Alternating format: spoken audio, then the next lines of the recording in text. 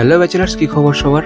আজকে আমরা বানাবো একটা ইউনিক এবং ডিলিশিয়াস ডিশ, চিকেন সসেজ কারি। এটা খুবই ইজি এবং স্বল্প সময়ের মধ্যে বানানো যায়। সো আমি রেকমেন্ড করব এটা আপনারা একবার হলেও বাড়িতে বানিয়ে টেস্ট করে দেখতে পারেন।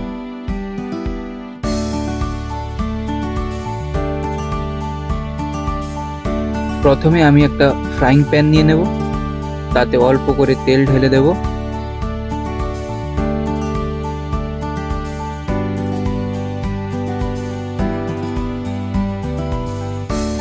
তেলটা গরম হয়ে গেলে তাতে স্লাইস করে কাটা ছোট চিকেন সসেজ ঢেলে দেব। সসেজের মধ্যে পরিমাণ মতো লবণ, 1 টিস্পুন লঙ্কা গুঁড়ো আর 1 টিস্পুন হলুদ গুঁড়ো দিয়ে দেব। 4 থেকে 5 মিনিট সসেজগুলোকে মিডিয়াম ফ্লেমে ফ্রাই করে নেব।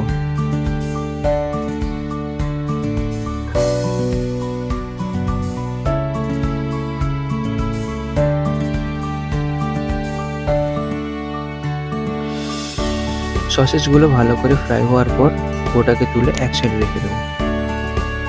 এবার একটা কড়াই নিয়ে নেব, তাতে 3 থেকে 4 টেবিল স্পুন তেল দিয়ে দেব।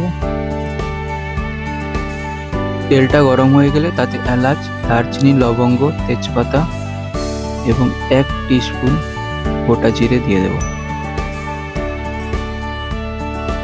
এখানে আমি একটা অনিয়ন স্লাইস করেছি আর গ্রিন চিলি চপ করেছি, ওটা তেলের মধ্যে দিয়ে দেব। অনিয়নের মধ্যে হালকা লবণ দিয়ে দেব যাতে অনিয়নটা তাড়াতাড়ি ফ্রাই হয়ে যায়।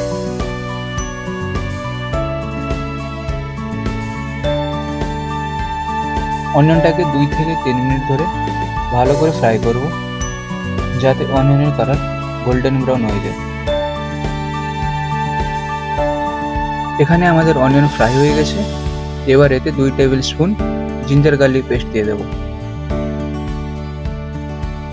জিঞ্জার গার্লিক পেস্টটাকে অনিয়নের সঙ্গে ভালো করে ফ্রাই করে নেব।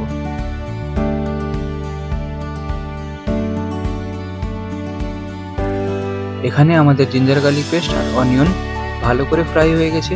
এবার এতে একটা বড় টমেটো পেস্ট করে দিয়ে দেব।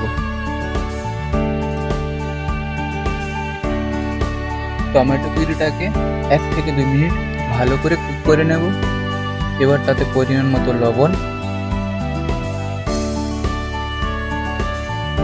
2 টিস্পুন লঙ্কা গুঁড়ো, 1 টিস্পুন হলুদ গুঁড়ো, half teaspoon meat masala, half teaspoon garam masala আর half teaspoon Kitchen King powder দিয়ে দেব। গুঁড়ো মশলাগুলোকে ভালো করে মিক্স করে নেব এবং 3 থেকে 4 মিনিট ভালো করে কুক করে নেব।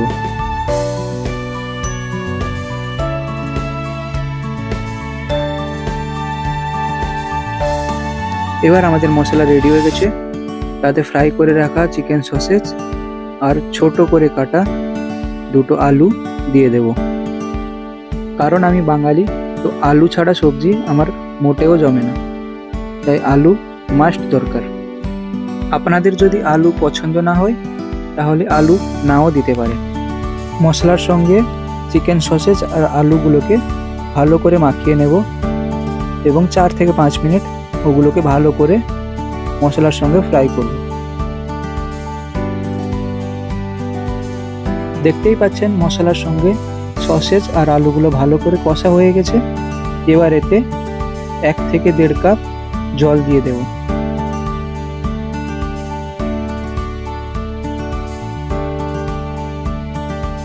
আলুগুলোকে পাকানোর জন্য সবজিটাতে একটা ঢাকনা লাগিয়ে দেব এবং সবজিটাকে বয়েল করব। মাঝে মাঝে ঢাকনা খুলে সবজিটাকে নাড়াতে হবে, না হলে নিচে লেগে যেতে পারে।